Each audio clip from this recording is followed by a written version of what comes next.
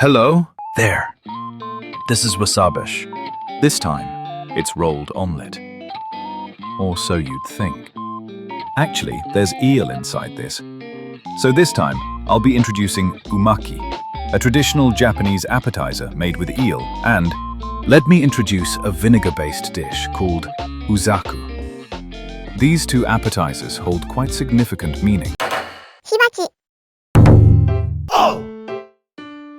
So let's start by introducing umaki. Umaki is simply eel rolled in egg, but it's a delightful treat when served in small portions as an appetizer during the hot summer months. In Japan, humidity rises sharply in June, the start of summer, and it becomes a season when people's appetites drop dramatically. When that happens, even if you go to a restaurant, you might drink water, but the thought of eating makes you lose all interest.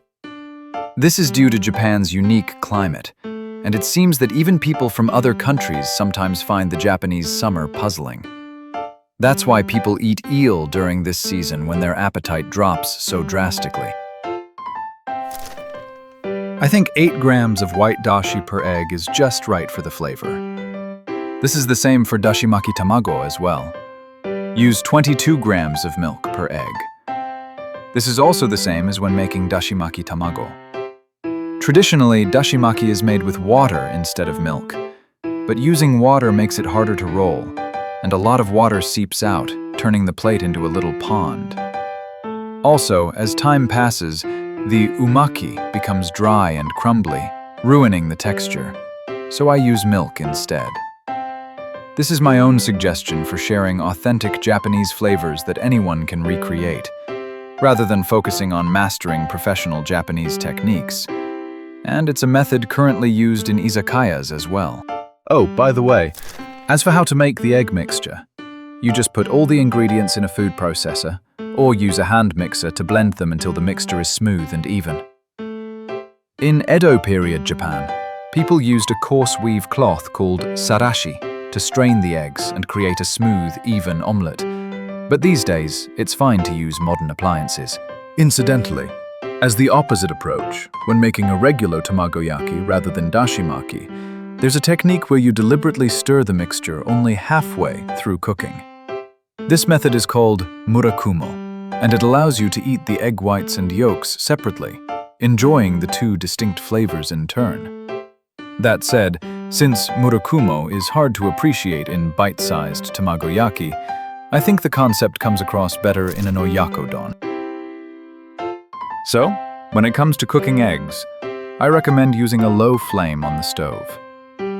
Depending on the video, you might hear people say to cook them over high or medium heat, but as the temperature rises, they're more likely to burn, which makes them harder to cook.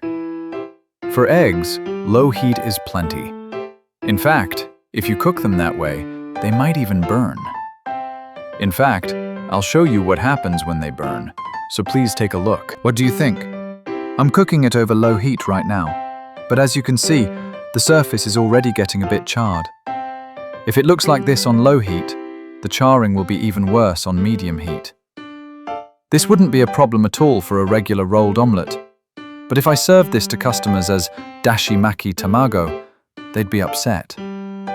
That said, when it comes to rolled omelets, everyone has their own preferences for both the flavor and the cooking method. There's no single right way. So, how you choose to cook it is entirely up to you. There you go, it's ready. This is umaki. It's delicious on its own, but when eaten with spicy grated daikon radish, it takes on a slightly different flavor. Oh! Next up is uzaku.